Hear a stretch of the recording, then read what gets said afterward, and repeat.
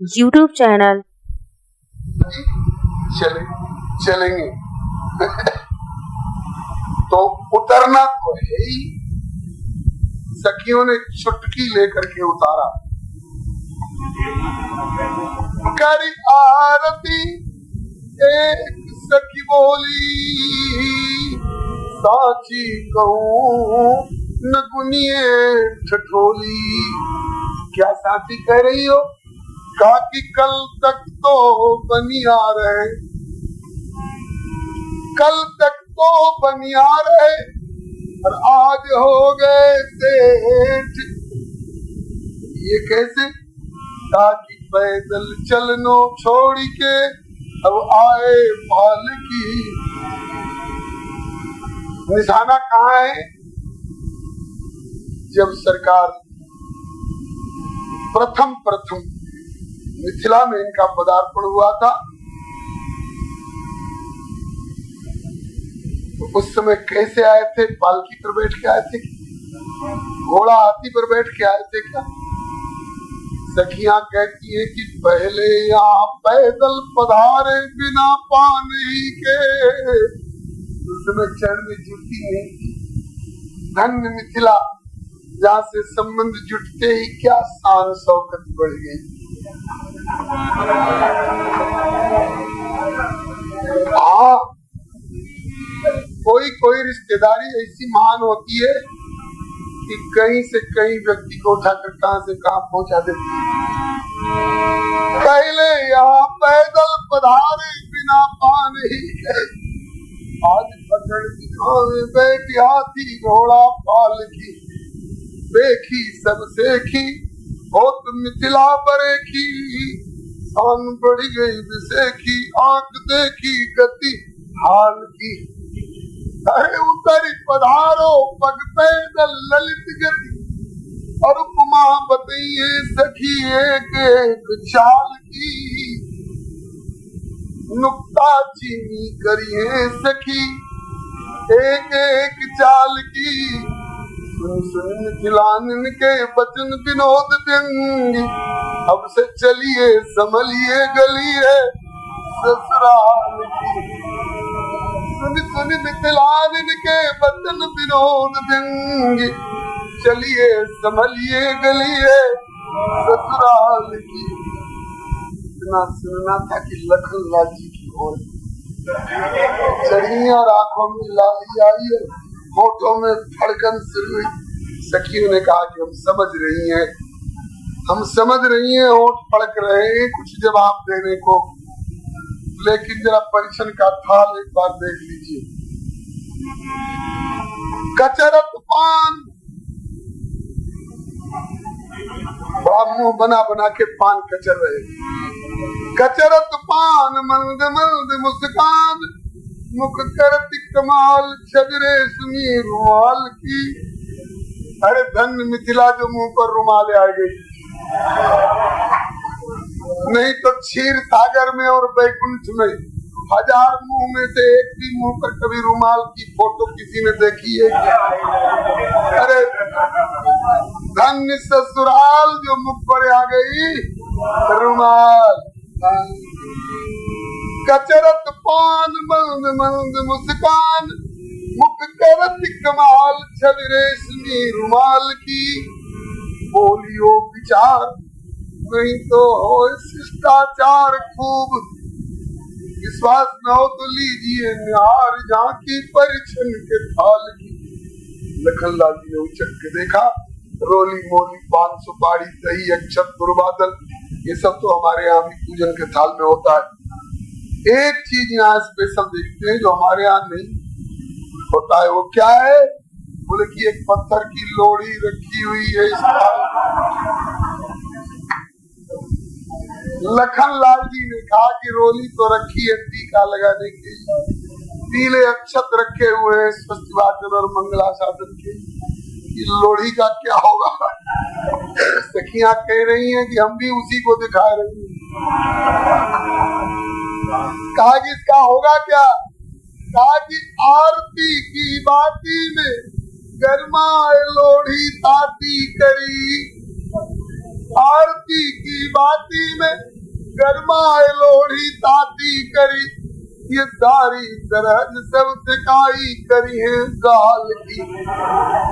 बोलिए श्री जुगल सरकार श्री लखनलाल की।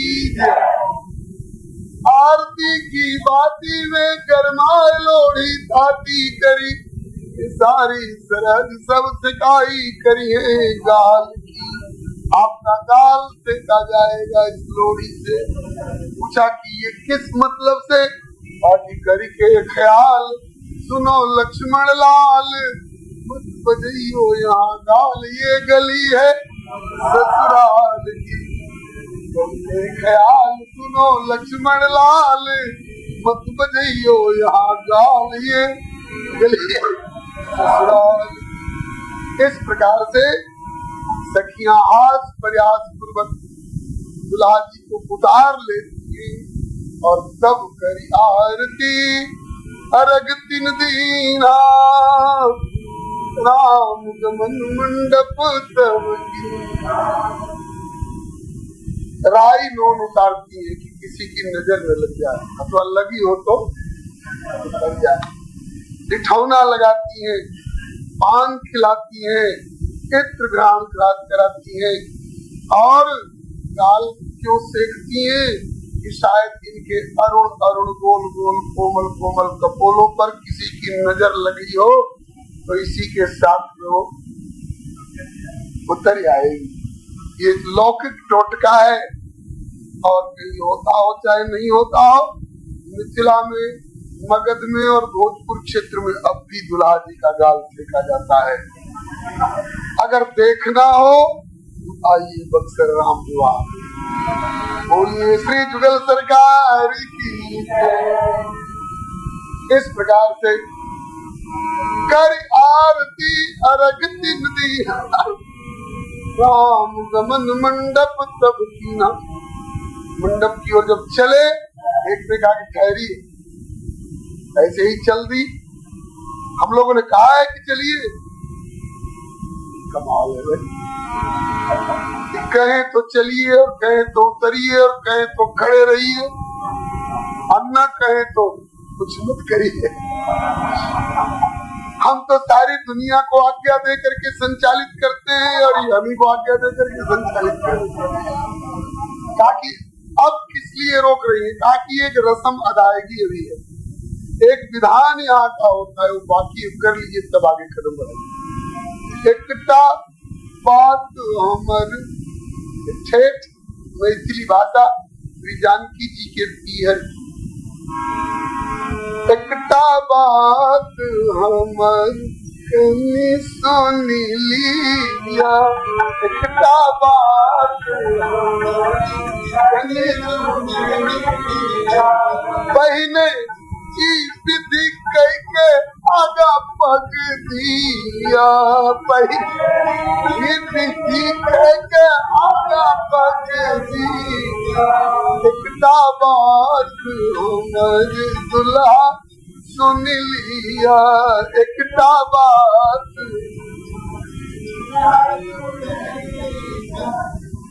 हमारी एक बात सुनिए, विधि करके तब आगे कदम बढ़ाइए। बोले क्या? ताकि ऐठामक की विधि प्रसिद्ध अच्छी, इस क्षेत्र की यह विधि प्रख्यात है। क्या? कदम बढ़ाने से पहले अपनी माई बहन के नाम लिया, अपनी माई बहन के नाम लिया। एकटा बात हमर लालन सुन लिया।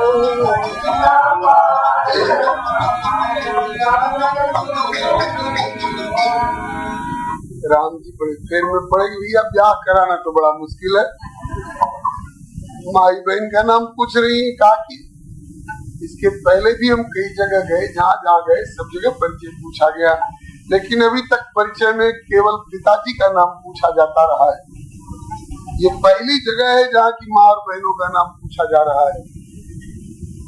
सिखियों ने कहा कि अब तक जहाँ जहाँ गए वहाँ वहाँ ससुराल नहीं थी आपकी, इसलिए पिताजी के नाम से लोगों ने संतोष कर लिया। ससुराल में कन्या पक्ष और मातृपक्ष प्रधान होता है।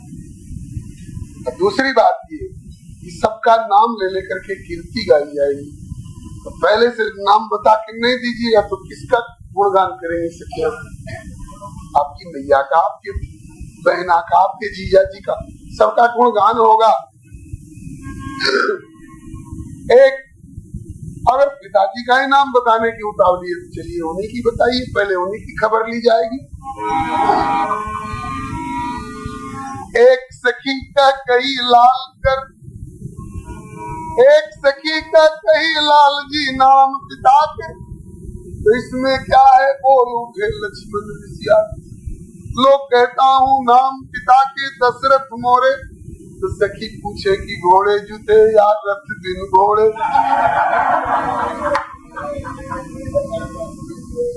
वैसे दशरथ शब्द का शास्त्रीय अर्थ बहुत बढ़िया है।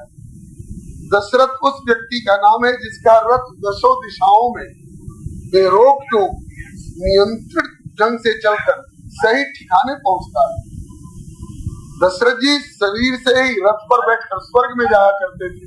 प्रमाण मानस की चौपाई, आगे होई जय सुरपति ले, और अपने अर्ध सिंहासन आसन दे, ससुर एकादृश अवध निवासु, प्रिय परिवार मातु समसास। स्वर्ग में भी जिनकी अगवानी होती है अपने रथ पर बैठ कर जाते हैं।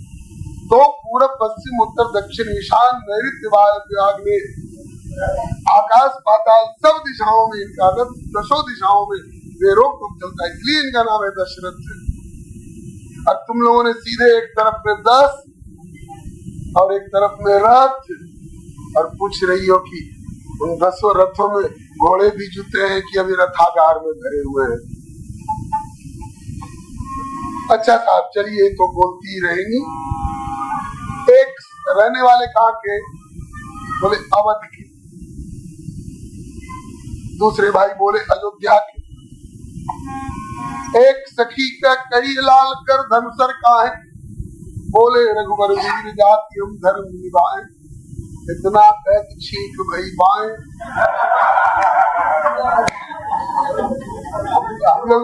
हम लोग मैदान जीतेंगे।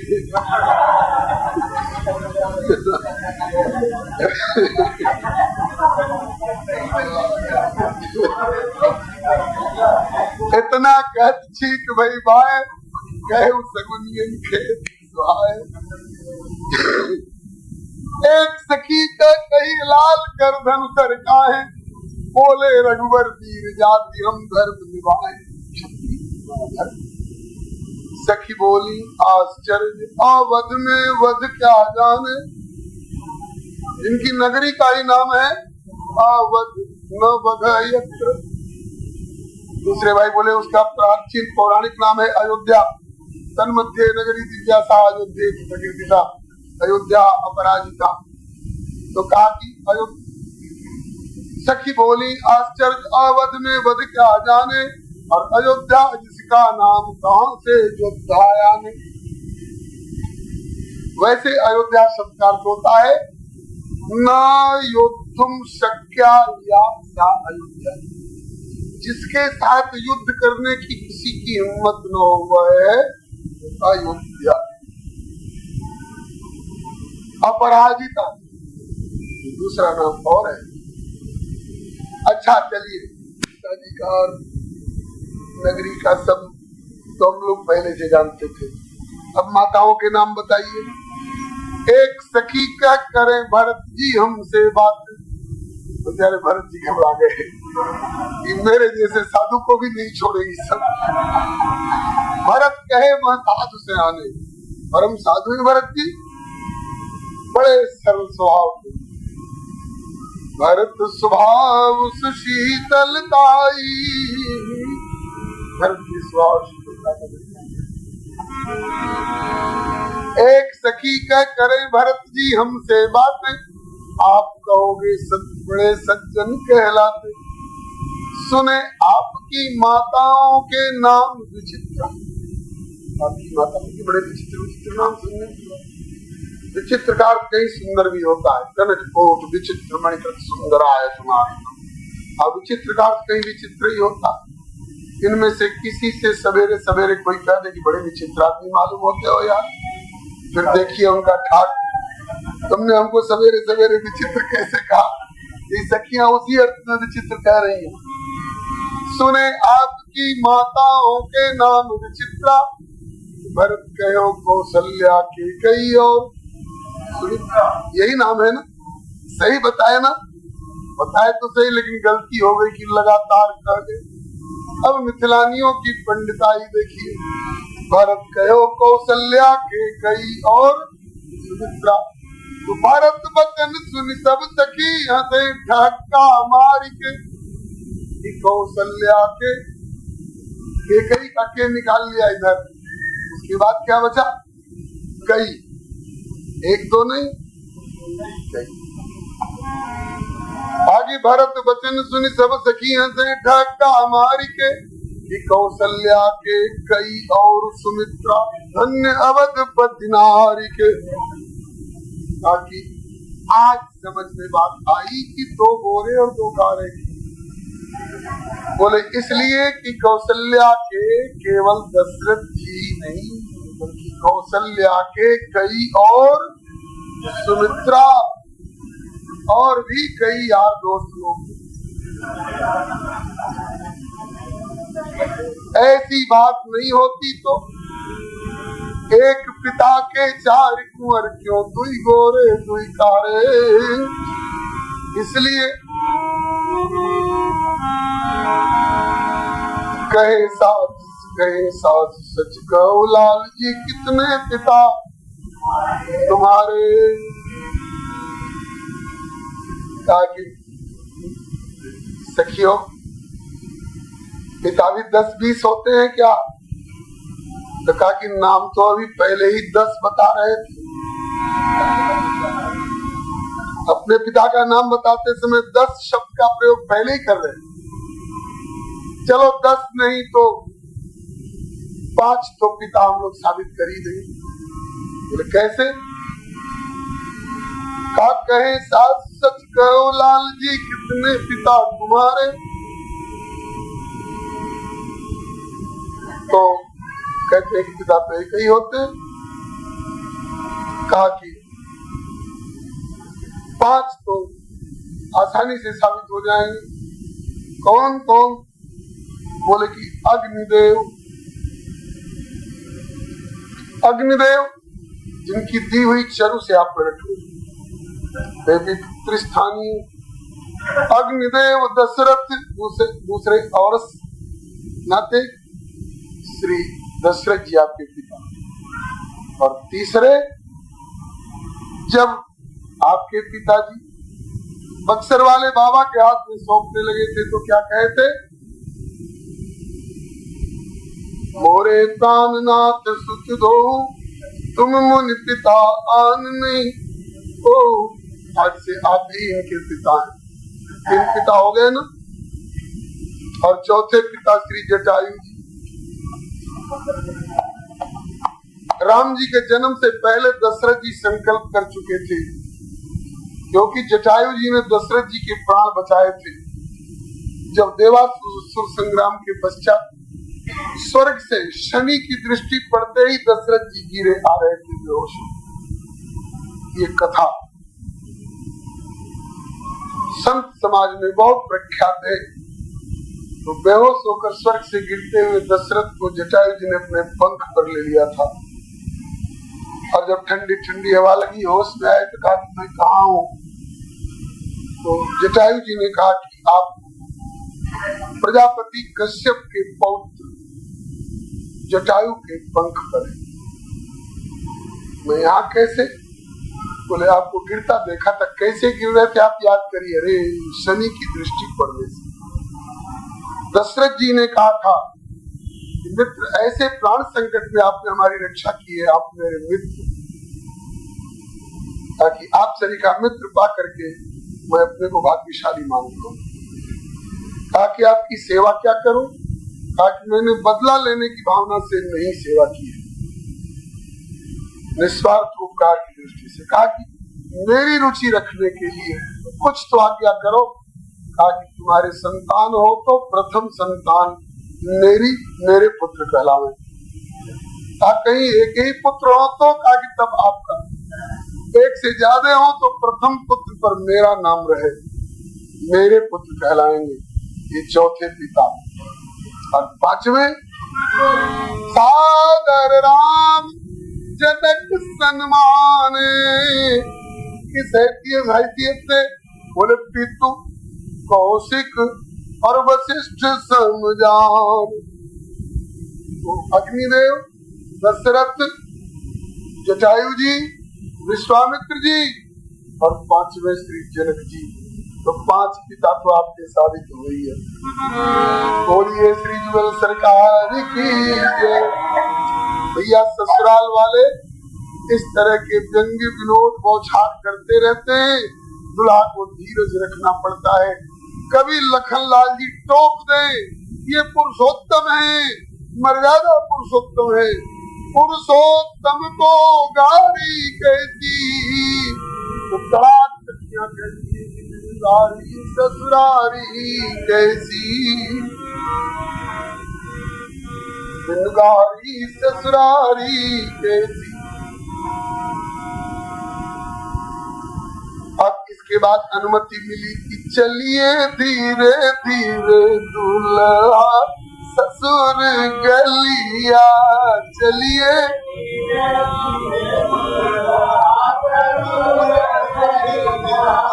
चलो धीरे धीरे दुल्हा लली की गलिया,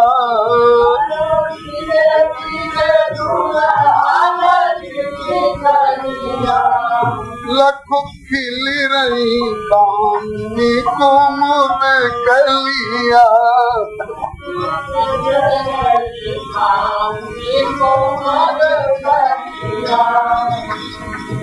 एक ने धीरे धीरे चलने की सलाह दी, धीरे धीरे दुल्हा जी चलने लग गए।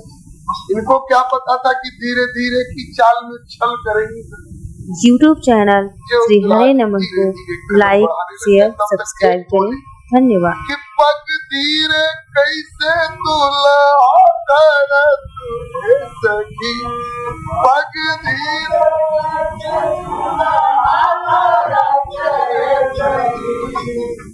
सखी दुल्हा जी धीरे धीरे कैसे चल रहे हैं, मने इनकी चाल कैसी लग रही है।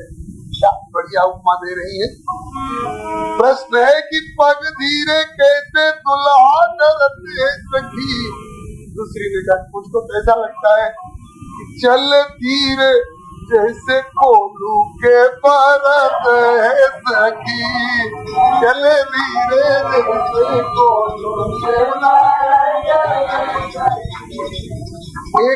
एक बात तो मर्यादावादी लोग घबरा जाएंगे, अरे राम राम, हमारे प्रभु को कोलू के परत की चाल की उपमा दे।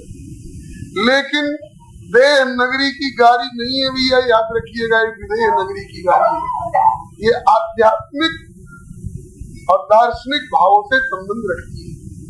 इनका अर्थ देखिए कितना सुंदर सुंदर प्रकट होता है। कहा कि सखी ये उपमा जची नहीं। क्यों? कहा कि ऐसी उपमा में कौन विवेक है सखी, ऐसी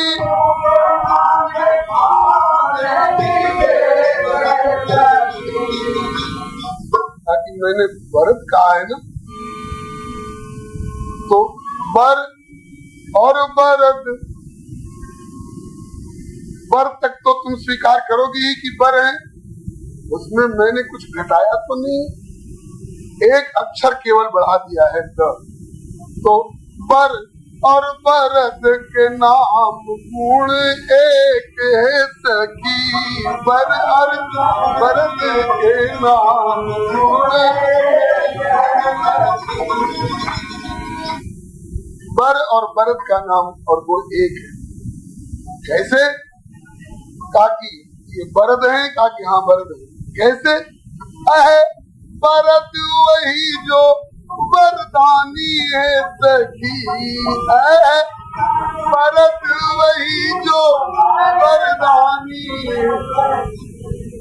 बादल को जलद कहा जाता है ना, क्यों? इसीलिए ना कि जलम ददाति जल देता है कि जलद, ऐसे ही जैसे जलम ददाति थी जलदा, ऐसे वरम ददाति थी, ये वर देने वाले हैं। मनु जी से कहते मांगो वर जो भाव मन महादानी हनुमान। तो जल देने वाला जलद और वर देने वाला वर, बात जची की नहीं? हाँ, वरद का इतना बढ़िया जब तुमने कर दिया तब तो बात जची। वरद वही जो दे वर, लोक में वरद वृषभ को नाम। वरद तो बैल को भी कहते हैं, ताकि तो भी अर्थ गलत नहीं होगा। वृषभ का भी अर्थ लोगी तो भी इनके साथ संगति बैठती है। कैसे? आगे वरद वही जो दे वर, और वरद वृषभ को नाम। वृषभ धर्म को रूप है और धर्म रूप श्री राम। वृषभ धर्म को रूप है और धर्म रूप श्री राम। श्रीमद् भागवत का श्लोक है। श्री परीक्षित जी ने कहा है, जब कलियुग दमन कर रहा था वृषभ रूपधारी धर्म का और गौ रूपधारी पृथ्वी का, तो पूछा था परीक्षित जी ने कि आपको यह क्यों सता रहा है, आपको यह कष्ट क्यों हुआ? तो उन्होंने कहा था कि अजी, कोई काल को, कोई कर्म को, कोई ग्रह को, कोई किसी व्यक्ति को दोषी ठहराते हैं, लेकिन दोष किसी और का हो, हम किसी और का नाम ले लें तो हम स्वयं दोष के भागी बन जाएंगे। इसलिए ठोस जानकारी के बिना कारण अपने मुख से नहीं बोलना चाहिए। परीक्षित जी चकित हो गए। हो धर्म का इतना सूक्ष्म विचार, एक वचन बोलने में इतना सूक्ष्म विचार कर रहे हो, इसलिए लगता है कि आप धर्मात्मा नहीं हो जी, साक्षात धर्म हो। धर्मम ब्रवीश धर्मज्ञ धर्मोसी वृष रूप दृक। वृषभ रूप में साक्षात धर्म हो। तो वृष को धर्म कहा गया, और उधर वाल्मीकि रामायण में श्री रामो विग्रहवान धर्म संगति बैठ गई। बोले हम वरद तक की बात चच गई, लेकिन तुमने एक शब्द और उसमें जोड़ा है, वो खटक रहा है। क्या कहा कि अहे वरद वही जो वरदानी है सखी, लेकिन कोलू के वरद क्यों प्रमाणी है सखी। लेकिन कोलू के वरद क्यों प्रमाणी है सखी। कोलू का वरद क्यों कहा?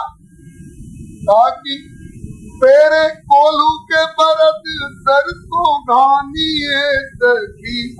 तेरे कोलू के वरद सरसों घानी है सखी।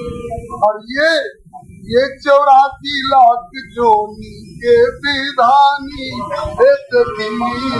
ये 84 लाख जोनी के विधानी है सखी। क्या अंतर पड़ा? कोल्हू चक्र समान जग लख 84 फेर, और उसके प्रेरक राम रहे सदा विमुख जीव को फेर। गीता में कहते हैं तान्यम कृष्णान क्रूरान संसारे सुंदरागमान क्षिपान निरस्त्रमशुभान आश्री। दूसरे श्लोक में कहते हैं ईश्वर सर्वभूतानां हृदय तिष्ठति ब्राह्मण सर्वभूतानि यंत्रारूढ़ानि मायया। अर्थ की संगत लगी, बाकी अर्थ तो बढ़िया निकल आया। उपमा तो जच गई, लेकिन चाल बदल गई। अब कौन सी चाल चल रहे हैं? बोले अब लंबी देख चाल कैसी लागे सखी।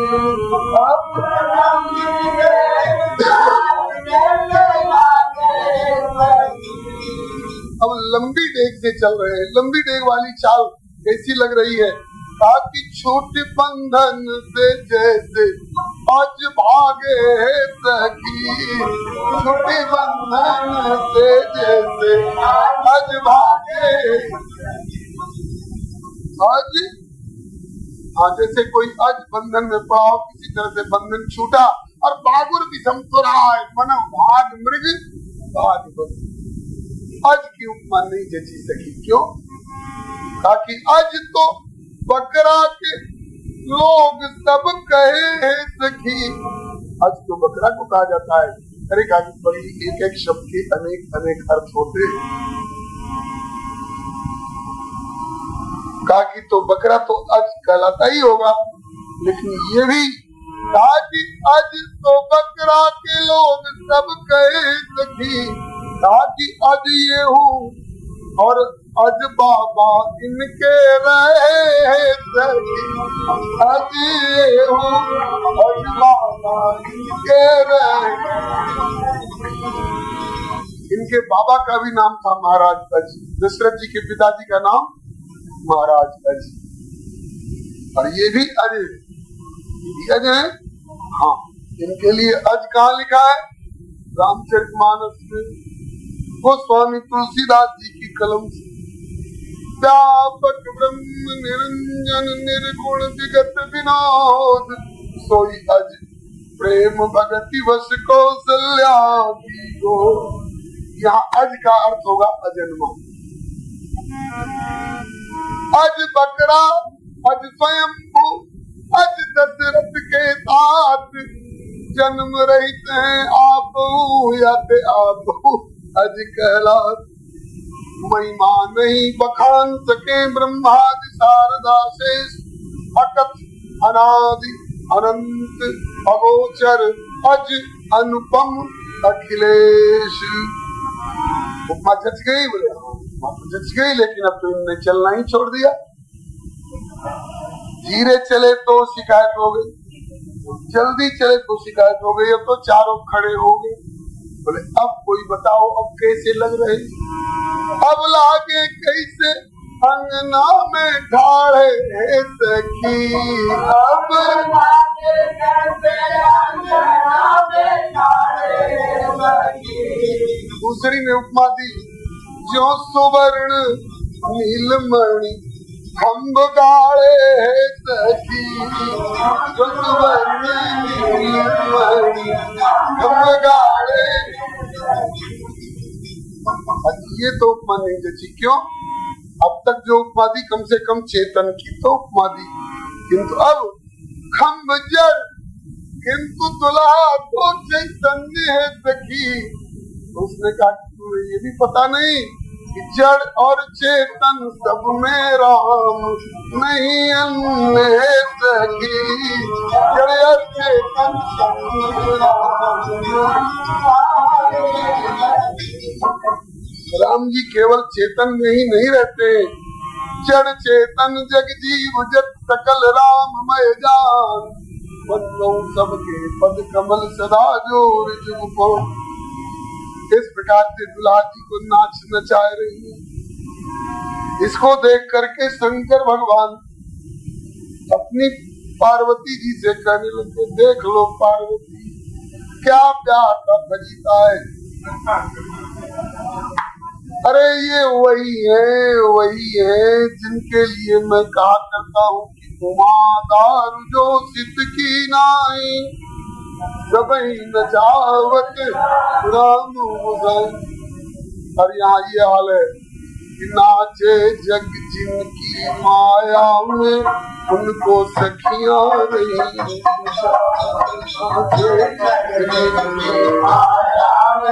उनको सखियां रही।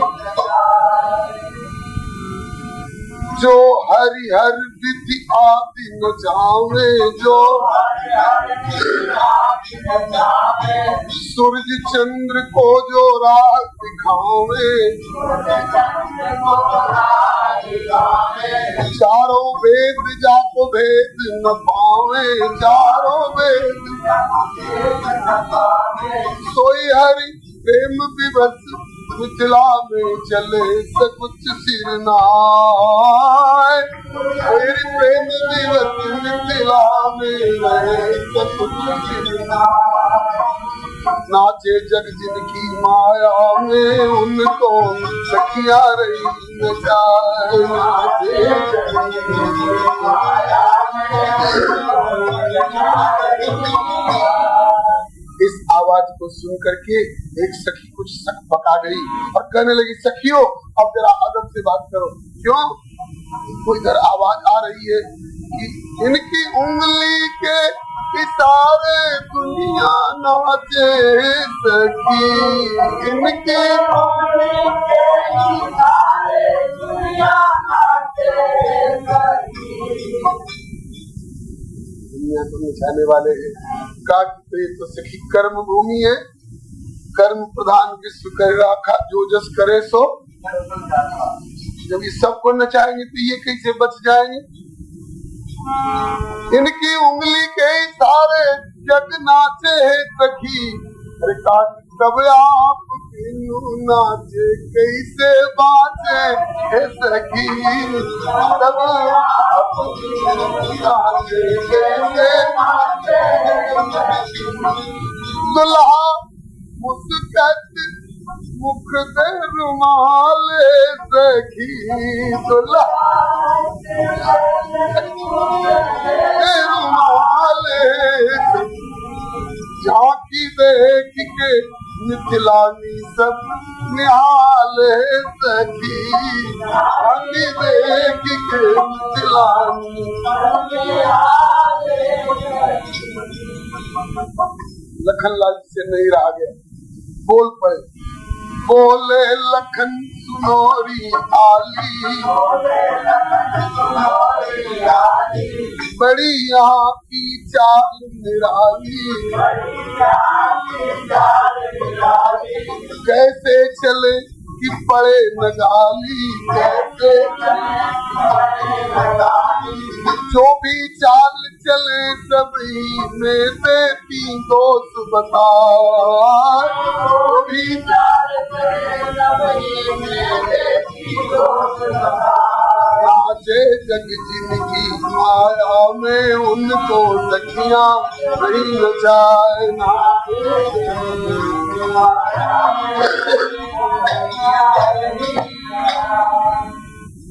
कैसे चले?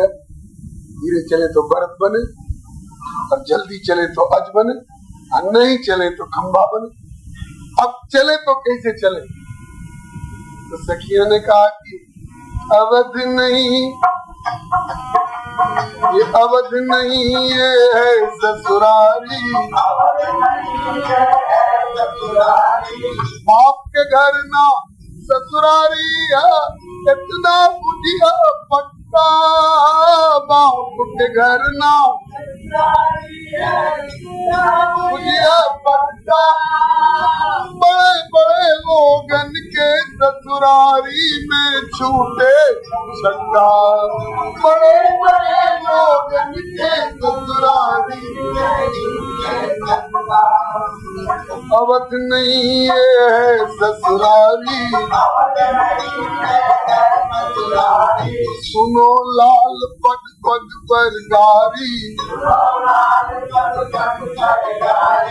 बिगड़ो मत पग धरो अगारी, बिगड़ो। अब मुख पर दिए रुमाल ललन सब चले मंद मुस्कान,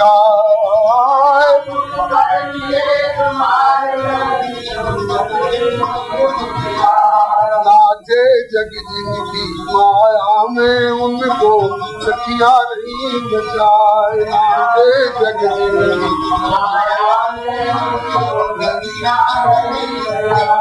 यही विधि राम मंडप आए, यही विधि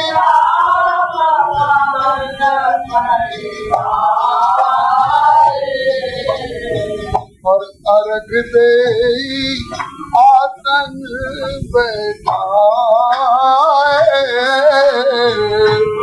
अर्घ दे आसन बैठाए। सुंदर सोने का आसन मणिजड़ित रखा हुआ है, इस पर दुल्हा जी बैठे और पहले से बैठे गुरु पुरोहित अक्षत पीले पीले छींटने लग गए, इशारा किए बैठिए। तब तक एक सखी बोली, ठहरिए पंडित जी, हाँ हड़बड़ हड़बड़ मत करिए। ब्याह दो तरह से होता है, सुख मूल दूल्हा देख, ब्याह दो तरह से होता है, सुख मूल दूल्हा देख दंपति पुलक तन हुल जो हियो, करिलोक वेद विधान, करिलोक वेद विधान, कन्यादान नृप भूषण किए। लोक विधान और वेद वेद विधान के पंडित पुरोहित लोग होते हैं और लोक विधान की पंडिता ये लोग। पुरोहित का कोई विधान छूट जाए तो छूट जाए, पंडित जी जरा जल्दी कर दीजिए बराती सब। तो पंडित जी का विधान कोई छूट जाए तो छूट जाए, इनका विधान नहीं छूट। और जो इनके विधान में अड़ंगा डाले तो कहे कि अंदर सोरी अंदर सो,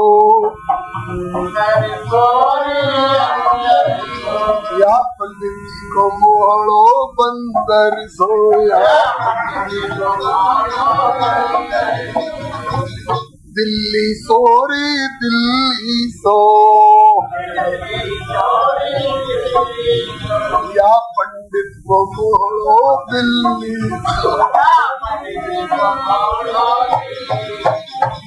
बोलो भगवत भगवान। मैंने जो इनके विधान के में रुकावट डाले वो बंदर तो और बिल्ली तो मैंने वो भी 10 बात से दे गए। जब पंडित जी ने पीले अच्छे छींटने लगे, आसन पर बैठे दुल्हा जी, तब तक बोली, ठहरिए पंडित जी, हड़बड़ हड़बड़ मत करिए, पीछे होंगे और सब वैदिक विधान, यहाँ पहले लौकिक रीति है दुल्हा कूटे खान, यावर रामचंद्र की। मिथिला में यह विधि अभी भी होती है, उखल में रखा रहता है धान और दुल्हा को ले जाकर खड़ा किया जाता है। अगर दुल्हा एक हो तो 7 और व्यक्ति ऊपर से लगते हैं, 8 की संख्या पूरी की जाती है और दुल्हा के हाथ में मूसल पकड़ाया जाता है और 8 को कच्चे रंगीन धागे में बांधा जाता है और कहा जाता है 8 चोट गिनकर मारी धान कूटिए। बाप के घर में कभी धान कूटे हो चाहे नहीं कूटे हो, यहाँ तो धान कूटना पड़ेगा। दुल्हा पूछते हैं कि धान क्यों कुटवाया जाता है। मतलब तो इसका यह है कि इसमें धान की भूसी अलग हो जाएगी और चावल अलग हो जाएंगे चोट लगने से। तो जो चावल टूटे हुए नहीं होंगे उनका नाम होगा अक्षत। अक्षत माने जो क्षत न हो, टूटे हुए न हो। तो अक्षत मांगलिक पदार्थ है और उसे आम के पल्लव में लपेट करके इसी कच्चे रंगीन धागे से दुल्हा के दाहिनी कलाई में और दुल्हन की बाईं कलाई में कंगन बांधा जाता है जो विवाह का मंगल सूत्र होगा। तो मतलब तो ये है। जब पूछा दुल्हा जी ने कि धान क्यों कुटवाया जा रहा है तो कहती है कि हम लोग जांच कर रही हैं। किस बात की? इस बात की जांच कर रही है कि आप दशरथ जी के हैं कि किसी और के हैं। अरे बाबा, इस उखल और मूसल से कैसे पता चलेगा? ताकि हमारे इस यंत्र में मीटर उठ जाएगा। क्या मीटर उठ जाएगा? ताकि गिनकर आते ही चोट मारनी है। अगर चावल अलग हो गए, भूसी अलग हो गई, तब तो दशरथ जी के माने जाइएगा। और कहीं धान के धान साबित रह गए तो बजेगी ताली और सुनने को मिलेगी गाली, मीठी मीठी गाली। अब और एक और भाव है इसमें जो दार्शनिक भाव से संबंध रखता है। सरकार आप सबको शिक्षा देते हो कि संसार बनाई है गुण और दोष दोनों के मिश्रण से। इसमें कुछ सार गुण है और कुछ अथार दोष है। हित चाहने वाले को चाहिए कि संत हंस गुण गहे पे परिहरिवार विकार। साधु ऐसा चाहिए जैसा सूप सुभाए, सार सार को गही रहे और चौथा दे उड़ाए। तो हम भी तो देखें कि आप इस धान में से सार चावल कितना निकालते हो और भूसी असार कितना त्यागते हो, ये तात्पर्य है। तो दूल्हा ने हाथ में मूसल पकड़े और सखियों ने कच्चे धागे में लपेटा लगाया और जब बांध लिया तब कहती कि जानते हैं क्यों बांधा जा रहा है? इसलिए कि राजत राज समाज में कौशल राज किशोर सुंदर श्यामल गौर तनु विश्व विलोचन चोर। आप चोर हैं, आपने चोरी की है, समस्त मिथिला वासियों का नेत्र और चित्त चुरा रखा है। और चोर पकड़ने आ जाए तो क्या किया जाता है जी? बांधा जाता है। आप चित्त चोर हैं, पकड़ में आ गए हैं इसलिए बांध रही है। जब लपेटा लगा ली तो कहती है कि चित्त चोरवा। YouTube चैनल श्री हरे नमः को लाइक शेयर सब्सक्राइब करें। धन्यवाद।